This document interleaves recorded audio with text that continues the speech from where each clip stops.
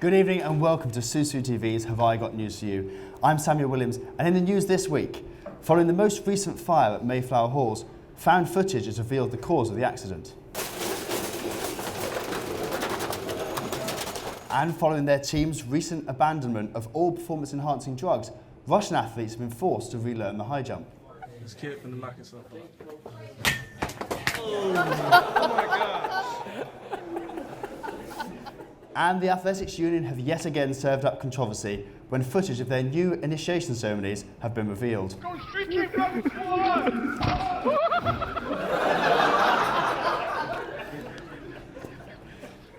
This evening I'm joined by our team captains. To my left, a historian and archaeologist who surprised us all by undergoing puberty overnight. Michael Oliver, ladies and gentlemen.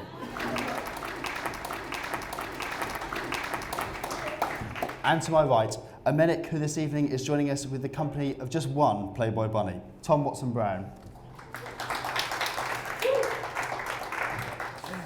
On Michael's team tonight is a man who, whilst living across the Atlantic, used to play college basketball, but following rigorous training, he's adopted the more British sport of golf.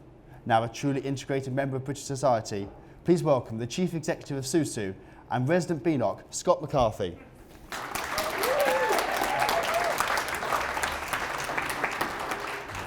And on Tom's team tonight is a woman so intelligent and important that she invented her own field of study. Rumour has it that her best friend, Sir Tim Berners-Lee, wished she'd thought of it first. Give a warm welcome to Professor Dame Wendy Hall.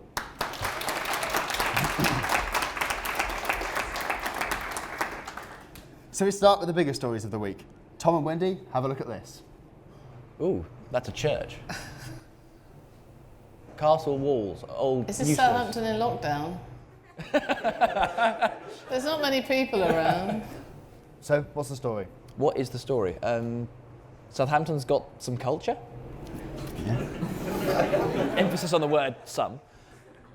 Any things you can identify from that video? What Walls. things are we looking at here? Walls. Lots of walls. Pubs. Pubs. Six. Something about cities. Yes. This is the news that Southampton has been awarded the 6th best city in the UK to live. So, any notable features that we have in Southampton that you can think of? Jesters. Yeah. Sorry, I'm a medic. Oh, we have the best university in the UK. Yay! Any notable areas of Southampton that we can think of? Portswood. The Common. Everyone laughs knowingly to themselves. Now we know where Professor Dame Wendy Hall goes when the sun goes down. Actually, I have to say, the Common, on a fresh morning like this morning, is absolutely beautiful. Ladies and gentlemen, that's a medic for you there. I have to That's because you haven't gone to bed, right? Portswood, you mentioned Portswood, Michael. Tell us a little bit about Portswood. Well, this report was obviously compiled by people who've never been to Portswood. Whenever I walk down Portswood, I usually see a man downing a can of special brew at 1:30 in the afternoon, to be honest. And I would not expect anything else. So, yeah, it's a classy place, I would say. I used to live in a bedsit in Portswood. Any road names that you can give Belmont Avenue Road, something. Have we got any people who live in Belmont? Oh, I just heard someone shout to the back, Belmont. Well done, you guys. How long ago was that, Dame Wendy? 1976. Was it nicer then? No, it was worse. So, in terms of things that Southampton's got going for it, any notable buildings West Quay, St Mary's. Ooh, what's the name of that one that looks like a... I can't think of the word. What's the thing you stick in your mouth? And, no, not the legal one. Cigarette. Fag butt, thank you. That's a building, isn't it? It is, the yes. Fag butt. The Fag butt was shortlisted for the 2015 Carbuncle Cup for the worst new building. And of course, that's the newest halls of residence for Southampton Is that the University. gateway? The City Gateway. The City Gateway. So there you go. Oh. So, adding to I'm very proud to drive in every morning and see the University of Southampton logo, even if it is on a rather boring building. So, Michael, any interesting facts that you have about City Gateway halls? It's ugly. Yeah. Is anyone living there yet? Anyone here from Gateway? Yeah. What's it like? Smoking.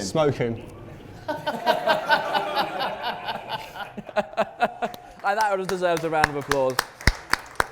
So obviously, given Southampton's award-winning reputation as an arts university, What?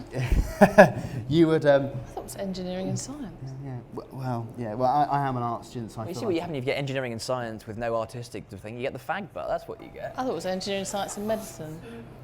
But so one judge in the sorry to interrupt this little romance going on to my right.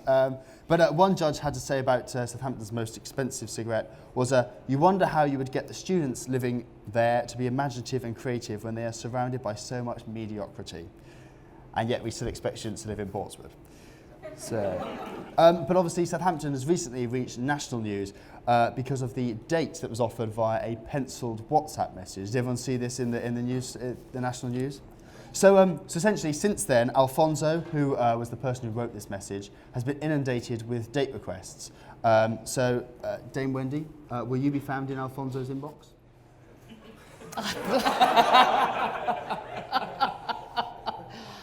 I don't know who he is. No. I can't read that. What did he do? Well, essentially, he gave a lovely young woman in the library a message that was in the style of a sort of a WhatsApp message, yeah. Didn't work though. Well, I think this is the reaction the girl had at the time. Yeah. But I think the thing that's really kind of. Has he not got a smartphone? I think he did, but he was kind of. I think it's called being original and romantic and that. No, kind of I'm not soppy interested stuff. in any man who's not got the latest gadgets. I think there's a certain artistic side to this chap. You know, he drew a WhatsApp message. You know, I'd go on a date with him I dropped him a message afterwards actually. Did Where you? did he leave it? Fantastic. I think he wrote it on a bit of paper and then as you do in the library, you pass notes to people. But it was interactive. That's what I loved about it. It was it's interactive, dynamic dating. This Exactly. is what we as a university need to be encouraging here. But Michael and Scott, we're going to come to you for the second Exciting. clip. This one Exciting is for you. times. Fish tank, people scanning. What is your ambition? Oh, it's the open days that happened, I presume, at every university to try and get naive students to pay £27,000 over 3 years for them. 3 years, eh? 3 years. Yeah, well, how long have you been here, Tom? 3 years. Well, He's a 2 and a medic. bit years. 2 and a bit. He'll be here for 5. I feel like this is an opportune moment to bring out. Would anyone like to see the student union's ambition for the next 5 years? It's just been released, ladies and gentlemen. Can I just say I never saw this show before I came out here. No, yeah, exactly. I'm the real one on TV. So obviously you wrote some of this. There's a favourite quote of mine in this, and please pause and talk amongst yourselves while I find the quote. But essentially, I don't like where this is going. it's the broken windows quote. Do you know what I'm talking about? I remember it vaguely. Yeah. Did you ever write poetry when you were a young man? I did not. no. Okay. Because I think you'd have been very good at it. We can tell, to be fair, Scott.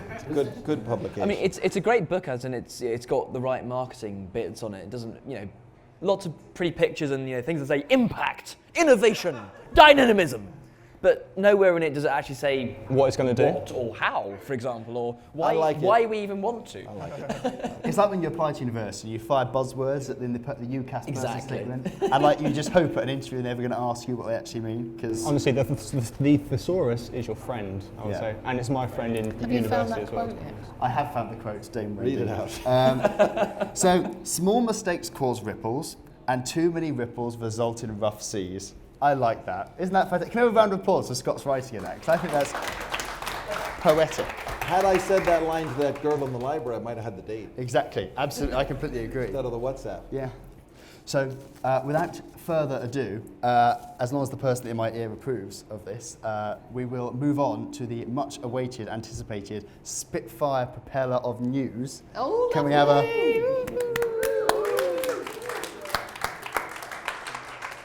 Oh gosh. Oh, fantastic. So, Michael and Scott, I'm going to now spin the propeller for you. And here we go.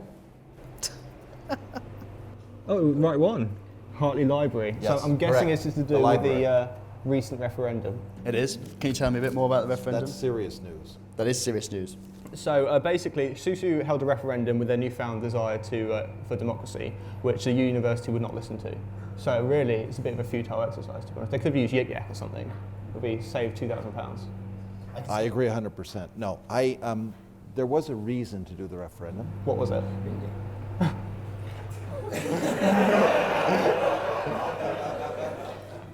It was important to get consultation with the student body. It was, absolutely. But why was it humorous that what happened? What the university said before the referendum was announced? They said they were going to open the library regardless. Regardless. So you held a poll which they wouldn't have listened to. I thought we were on the same team. We are on the same team. So you sort of wasted money. For T-shirts, Awful colour, by the way. but they can be Awful reused. colour. That's cute. As rags? That's cute. That's rags. We collected them and washed them. So what was the result of the referendum? 73% said yes, 27% said no. Oh, so that was all right then. So you say the T-shirts are going to be reused. Does that mean there's going to be referendums in the future? Yes. Any on the table at the moment? Nope. No. Okay. Nothing about the burger meal deal that's been scrapped in the SUSU. You can ask for one. I'm not sure if that'll happen Actually, or not. what is this meal deal? Because I've never eaten it in a cafe, really. What actually is the burger meal deal? So the burger meal deal, you could walk into the SUSU cafe and pay, I think it was about £5, and receive a burger Really? of a choice of meats or indeed vegetables, which you had to go through in exceedingly tedious options. You then had to decide whether or not you wanted that with waffles, fries, hash browns, salad, brown sauce, tomato ketchup, a donut, or sheep's intestine. One of the two. Anyway, you had a bewildering array of options, at the end of which you parted with £5 and you sort of got some food. And it was nice. Did you get a drink? Yeah, you got a drink as well. I hope that's clarified that for you, Michael. So the next round is the missing words round. I'm now going to, unfortunately, it's not the missing words round. I'm now going to try the link again. But first, I'm going to get rid of this. Do you want me to do it on camera, Will? Oh, go on, he says. Go on. Okay. It's not as if you've got much choice. Okay. So we have the first Sea Lord, Sir George Zambellas, Muslim cleric Andam Chowdhury, BBC correspondent Caroline Wyatt, and Radio 1 DJ Scott Mills. Is it that they've all played at a freshers' ball DJ set except Scott Mills? I think we all remember fondly Andam Chowdhury DJ set from 2010. Yeah. Yeah. Yeah. No, because Scott Mills did he did the radio, Surge Radio, big up Surge Radio, with Chris Stark, who used to come here. And I don't think Scott Mills, I think he came as a special guest. So not from the uni, because I know Caroline White was from the uni. Was she here around the same time that you were here? Oh, she's a lot younger than me, actually. Was the first sea lion More like the first Sea Lord. I don't know. Was the first sea lion in a Southampton? Sea lion? Is he not called the first sea lion? No. Did I mishear I that? think they're all alumni except the Radio 1 DJ. Absolutely. She's got it right, ladies and gentlemen. Thank you very much. Next up is the missing words round, which this week's guest publication is the Sultan Tab. Following the university's commitment to lower their carbon emissions, it's been announced that this publication will have the honour of heating the university buildings.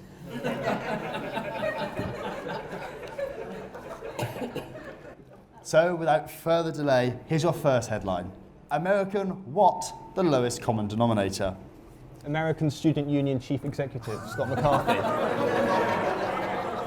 Culture? American. People. Raises. No, that would be the. Oh no, I can't think of. Maybe some kind of mathematical, like highest common factor, but I can't think of a joke about fat and mathematics. It's okay, it wouldn't have been funny anyway, don't worry. I'm the lowest common multiple here. The answer is American football. The lowest. Sorry, Will, I've let you down again. That's it, we'll try it again. The sound of, you can't hear this, but the sound of disappointment in his voice. Every time I mess up, he just goes, it's okay, Sam, it's okay. We're gonna get there. Okay, so the next one we have for you is, it offered the responses, sure, why not? Life is short, tongue out face. Or, no thanks, I have a 7-foot what? Wife. Shall I bite it? Cock. Large intestine. A medic joke.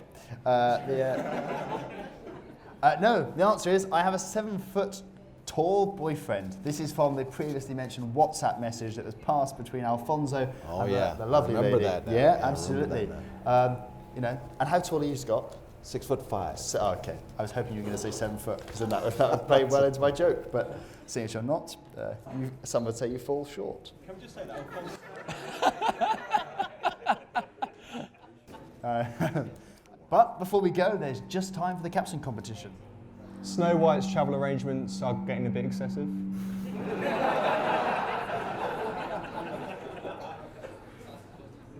Is your name Alfonso? Hey!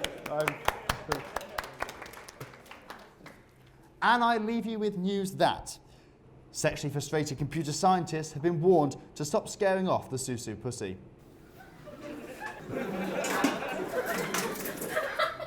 And following his antics at last year's SUSU Christmas party, Scott will no longer be allowed near the hoverboards.